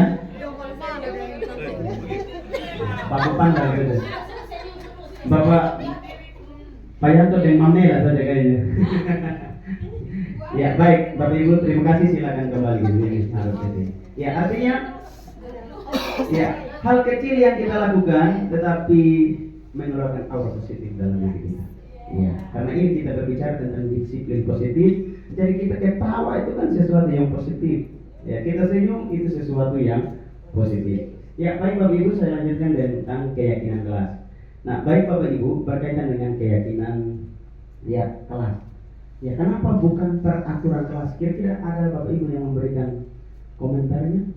Kenapa harus keyakinan kelas bukan peraturan kelas?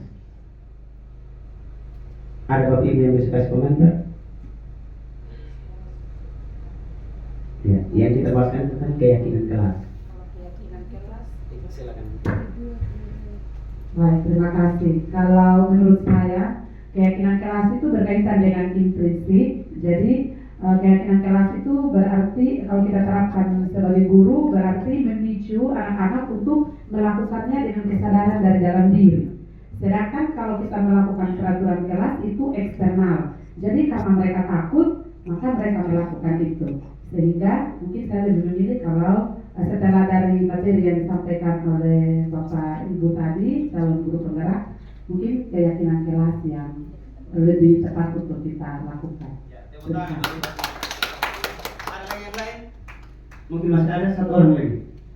Mungkin Pak Arto atau Pak Iben. Ya, ada lagi Bapak Ibu? Ya, baik Bapak Ibu. Ya, tadi yang disampaikan. Ya, ada Bapak Arto. Tidak tahu Pak Kapi. Kalau saya hanya dua, membedakan dua kalau keyakinan kelas dengan peraturan kelas. Peraturan kelas itu bersifatnya di satu arah, kalau keyakinan itu bersifatnya dua arah. Jadi siswa bersama guru membuat suatu keyakinan melakukan apa dan untuk tidak melakukan apa. Kalau peraturan bersifatnya satu arah, hanya saya sendiri jani ini, tapi anak tidak ikut terlibat dalam pembuatan. Saya pikir baik, yang disampaikan oleh Ibu Beatrice dan Pak Tom sangat tepat sekali, ya. Ya. Jadi apa yang disampaikan oleh Ibu Beatrice tadi, yaitu keluarnya dari dalam diri, bersifat intrinsik. Tadi lebih ditegaskan lagi oleh Pak Tom, sifatnya dua arah. Kalau keyakinan kelas, karena memang tadi antara guru dengan siswa yang buat, dan yang lebih banyak yang buat itu adalah siswa. Kalau yang buat guru itu bukan lagi keyakinan kelas, tetapi namanya peraturan. Peraturan kalau saya buat harus ikuti, tidak ikuti ada konsekuensinya. Tapi kalau keyakinan kelas mereka sendiri yang buat. Ya, ya ini pembentukan keyakinan kelas. Ya, pembentukan keyakinan kelas. Di sini yang pertama bersifat abstrak, yang kedua berupaya pernyataan universal, dibuat dalam pernyataan positif. Ya, sedikit saja agar mudah diingat, sesuai dengan kondisi kelas. Semua warga sekolah, warga kelas dilibatkan saat pembuatan keyakinan kelas. Nah, ini yang kemarin saya sudah terapkan Bapak Ibu. Ya, jadi ketika kita membuat keyakinan kelas, kita kembali melihat tadi nilai-nilai apa yang kita mau tanamkan kepada anak-anak didik kita. Yang berkaitan tadi itu ada nilai kebajikan tadi itu, menghormati, menghargai, disiplin, mandiri, dan lain sebagainya. Kemudian dibuat dalam pernyataan positif. Contoh begini, mungkin ada siswa yang menulis keyakinan kelas atau menyampaikan tidak boleh datang terlambat. Tidak boleh datang terlambat. Itu kan kalimat dibuat dalam bentuk negatif. Kenapa negatif? Karena ada kata tidak di situ. Jadi dibuat dalam bentuk positif, yaitu selalu datang tepat waktu. Nah, itu yang dibuatnya seperti dalam keyakinan kelas nanti. Ya, kemudian jangan terlalu dibuat panjang-panjang, ya, supaya mudah mereka ingat, sehingga nanti ketika mereka melakukan melanggar keyakinan kelas tersebut, nanti mereka bisa tanya dan mereka bisa ingat kembali. Ya, baik Bapak Ibu, saya tunjukkan ini yang saya kemarin sudah sempat buat berkaitan dengan keyakinan kelas, videonya. Ya, ini ada banyak tapi saya tidak tampilkan semua ya, supaya nanti mungkin kita sama-sama buat di kelas kita.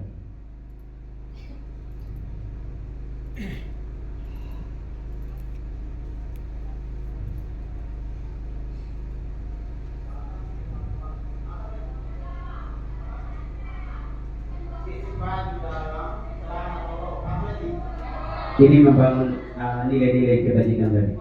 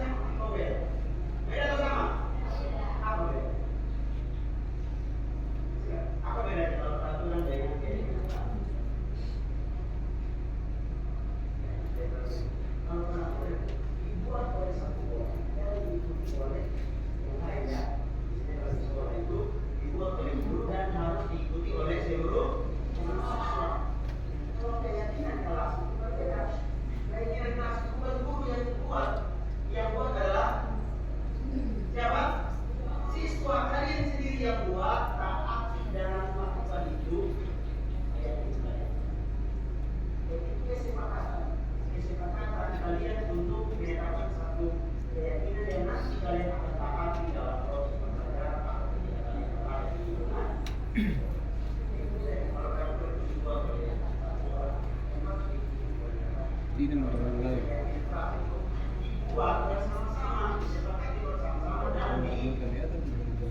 Bisa ya? Sekarang ini yang kita mau buat, bukan Bapak yang buat, kalian itu tidak sama-sama kita buat. Ini yang kita buat ini, yaitu namanya keyakinan kelas.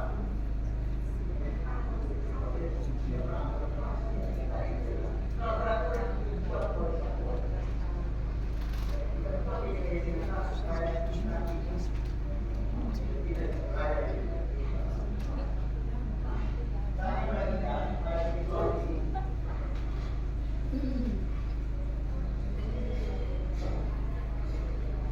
Ya, selanjutnya anak-anak dilibatkan untuk menulis keyakinan kelas apa. Ya, jadi saya bagikan mereka stick note.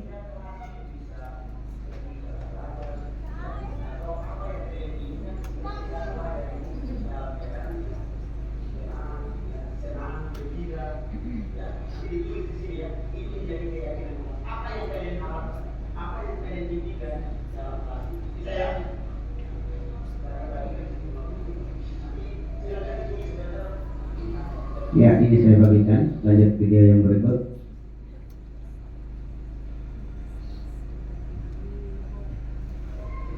Ya, ini setelah mereka menulis, mereka menempelkan di papan tulis apa yang menjadi keyakinan kelas menurut pendapat yang mereka harapkan dari masing-masing siswa.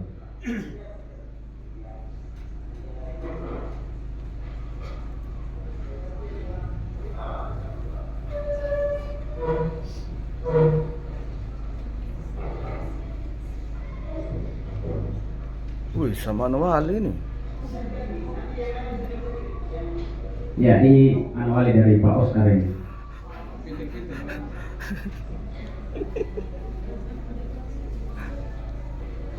Ya, selanjutnya Bapak Ibu setelah ditempel, ya kita akan bagikan lagi berdasarkan nilai-nilai kebajikan. Ya, kita fasilitasi peserta didik.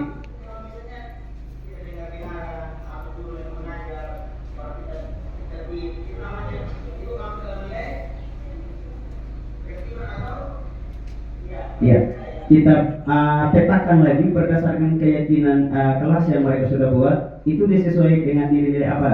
Misalnya tadi saling menghormati. Misalnya ada yang tulis di situ kelas harus bersih, berarti masuk dalam nilai kebersihan. Kemudian ada yang jangan ganggu teman pada saat KBM berlangsung, berarti masuk dalam nilai menghargai. Kita bagi lagi seperti itu Bapak Ibu. Nah, kemudian ini sampai yang ini yang terakhir. Ya, ini setelah dibagi,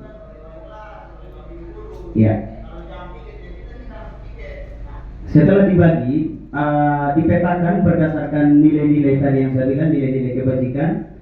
Nanti kita Bapak Ibu Guru, ini saya kemarin saya sudah buat. Nanti saya akan buat berdasarkan 5 nilai tadi itu. Ya, kita mau kasih ke mereka, kan tidak mungkin mereka yang mampu menentukan nilai-nilai tadi. Jadi kita nanti akan menulis sesuai dengan yang mereka yang ditempelkan itu sesuai dengan nilai apa. Misal tadi yang kelas harus dalam keadaan bersih, berarti membuang sampah pada tempatnya, berarti di situ adalah nilai kebersihan. Kita yang membuat kalimatnya di situ. Nah, setelah itu baru nanti diketik, ditempel, dan nanti ditandatangani bersama siswa dan wali kelas. Bersama siswa dan wali kelas kita tanda tangan menjadi kesepakatan bersama. Nanti kita tempel di dalam ruangan kelas. Jadi itu setiap hari mereka baca. Kalau mereka melakukan kesalahan, ya kita panggil mereka dengan menggunakan tadi berdasarkan keyakinan tadi, dengan menggunakan fungsi kontrol tadi itu, menggunakan sebagai manajer tadi itu. Kita keyakinan kelas apa yang kamu sudah langgar? Nanti dia pikir, itu buang sampah pada tempatnya. Apa yang kamu lakukan sekarang? Saya membuang sampah secara sembarangan. Nanti dia sendiri pilih itu sampah dan dia buang pada tempatnya. Baik Bapak Ibu, itu berkaitan dengan keyakinan kelas. Ya, kita lanjut materinya. Ini yang terakhir ya Bapak Ibu. Ya, sudah. Sekarang segitiga restitusi tadi sudah dijelaskan juga. Nah, untuk segitiga restitusi di sini dikatakan suatu proses dialog yang dijalankan oleh guru agar dapat menghasilkan murid yang mandiri dan bertanggung jawab. Tadi kita sudah lihat video tadi, bagaimana murid dilibatkan untuk mempertanggungjawabkan apa yang dia lakukan. Jadi bukan kita yang mencari solusi, tetapi murid dilibatkan untuk sendiri mencari solusi terhadap masalah atau pelanggaran yang dia lakukan. Kemudian apa solusinya? Ya, tadi kalau kita lihat dalam video itu bahwa dia akan memberitahu kakak dan ibunya untuk membantu membangunkan dia dan menyetel alarm. Nah, di sini Bapak Ibu, tahap ketiga restitusi itu ada 3 bagian. Yang pertama itu menstabilkan identitas. Ya, yang kedua itu validasi tindakan yang salah. Yang ketiga menanyakan keyakinan. Nah, sekarang kita lihat satu-satu.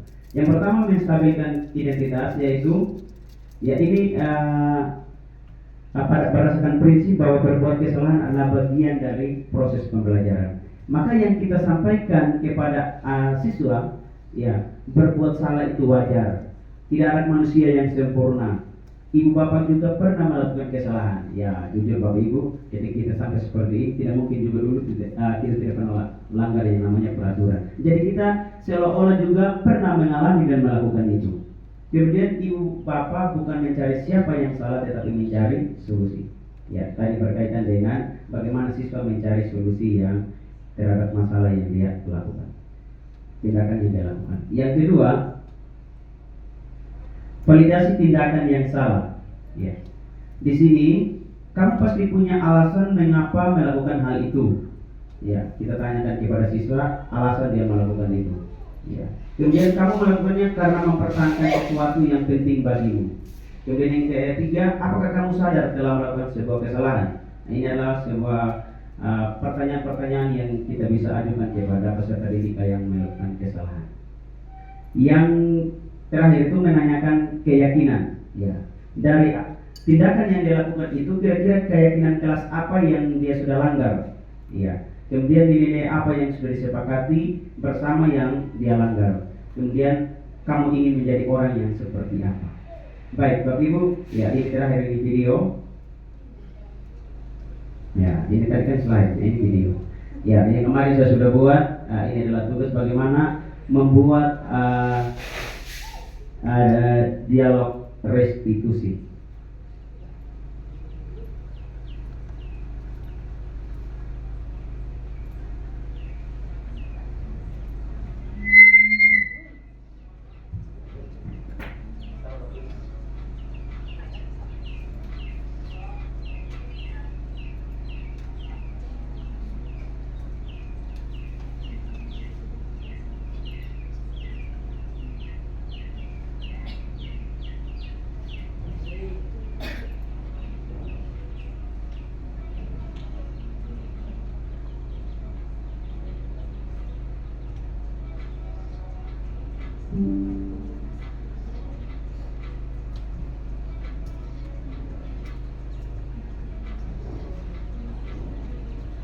Nah, ini kemarin yang saya buat video ini contoh kasus ya Bapak Ibu.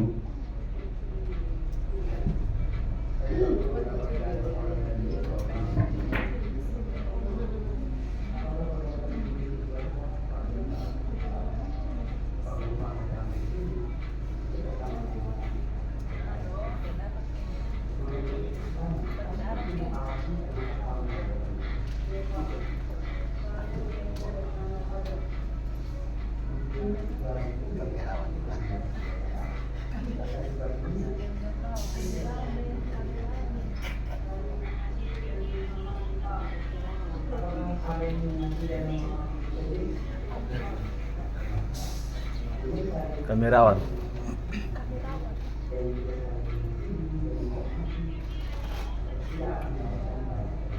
Hai.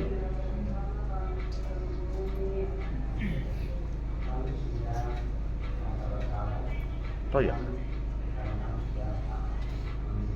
Jaka.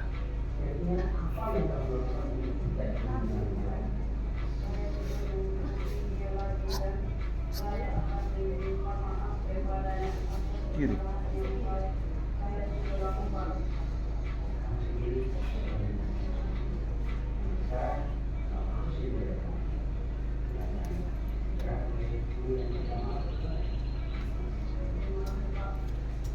Selamat siang, saya Bukit kelas 8 SMP Kristen Bakul.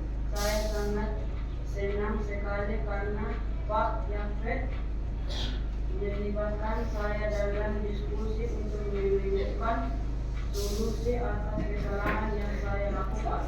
Saya akan berusaha untuk saling mengasihi dan menghormati satu sama lain. Ini tanggapan mereka terhadap segitiga restitusi yang kedua.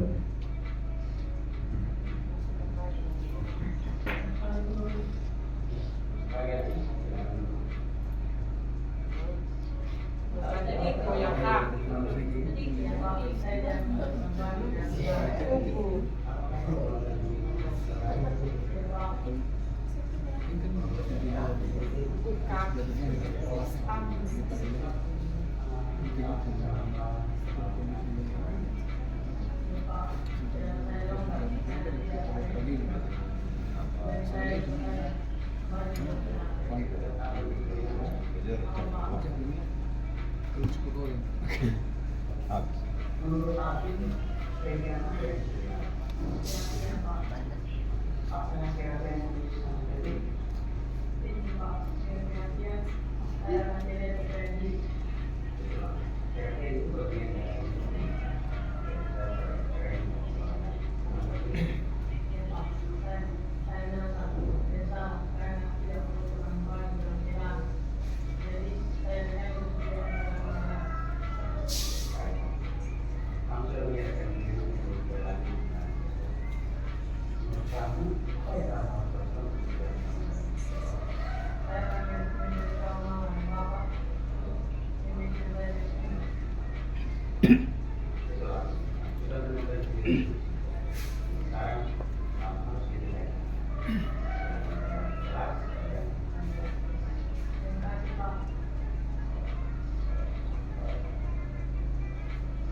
Siang, saya Agung dari TS8. Mengucapkan terima kasih kepada Pak Yanto. Saya senang sekali bisa ikut berdiskusi untuk menemukan solusi atas segala yang saya lakukan. Saya berjanji untuk tidak mengulanginya lagi. Terima kasih.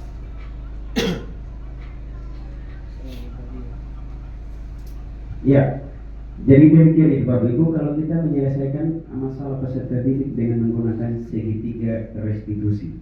Jadi lebih banyak kita menggali kenapa mengapa. Ya. Jadi bukan tadi kita jadi penghukum. Ya. Kenapa kamu melakukan ini? Ya, biasanya kita kan sisi baju. Nah, langsung ya pasti dengan rotan memang.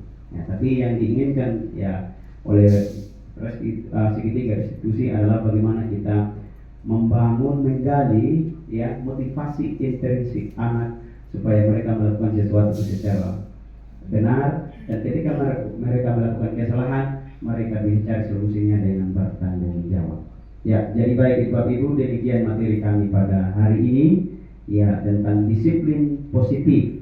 Ya, tentu Bapak Ibu sekalian, ya apa yang kami sudah pelajari ini juga dapat bermanfaat bagi Bapak Ibu sekalian.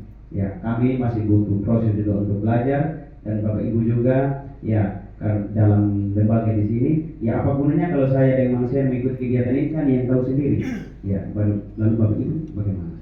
Jadi kami kesempatan hari ini kami mengimbaskan supaya kita sama-sama melakukan ya disiplin positif. Ada hal-hal lain nanti mungkin yang perlu kita diskusikan, mari kita berkolaborasi untuk kita selesaikan. Masih ada yang disampaikan oleh Ibu?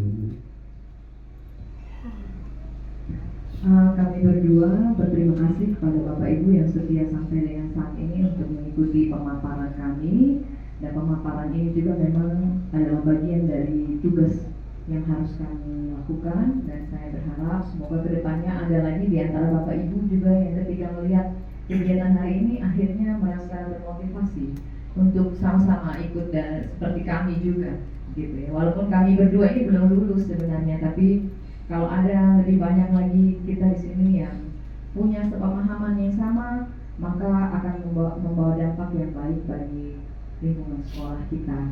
Dan pada akhir kata saya mengucapkan terima kasih banyak juga kepada Mama Kepala Sekolah yang mengizinkan kami berdua pada hari ini untuk melaksanakan diseminasi. Kemudian selanjutnya mic ini akan saya serahkan kepada Bapak Kaur berikut.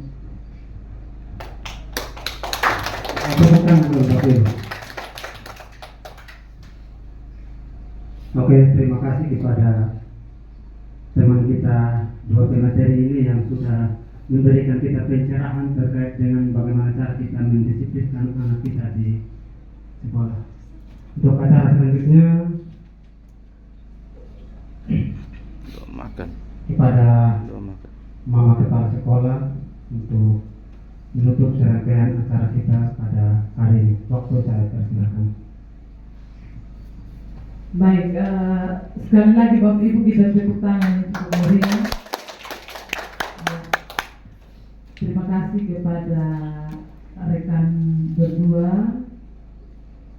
CGP yang telah menyampaikan materi tentang disiplin positif, dan saya jujur secara pribadi banyak hal yang saya dapatkan hari ini, dan ini materi yang disampaikan cukup terperinci dan mudah dipahami.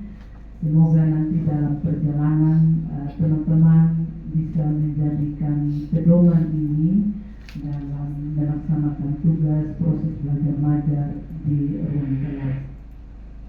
Untuk materi disiplin positif ini, mungkin hari ini materi yang disampaikan masih ada yang kurang. Saya berharap kita tetap berkomunikasi dengan teman CGP kita, dan kalau bisa materinya bisa di-share di grup WA supaya kita bisa belajar bersama-sama walaupun hari ini kita sudah dengar apa yang disampaikan oleh teman-teman kita. Dan untuk mengakhiri kegiatan kita pada siang hari ini, baik, untuk teman berdua, saya tetap berharap untuk mengikuti kegiatan CGP ini sampai pada bulan Desember dan selalu mengimbaskan kepada kami di sini tentang hal-hal baru yang diperoleh di kegiatan CGP. Dan atas berkat Tuhan dan kasih Tuhan, kegiatan kita pada siang hari ini saya tutup dengan resmi. Sekali lagi kita tepuk tangan. Terima kasih dan shalom. Oke, terima kasih kepada Mama Kepsek yang sudah mengisi acara ini dengan kesimpulan. Acara selanjutnya kita tutup dengan doa kepada Ibu Irma. Waktu saya persilakan sekalian doa makan bersama. Oke, terima kasih.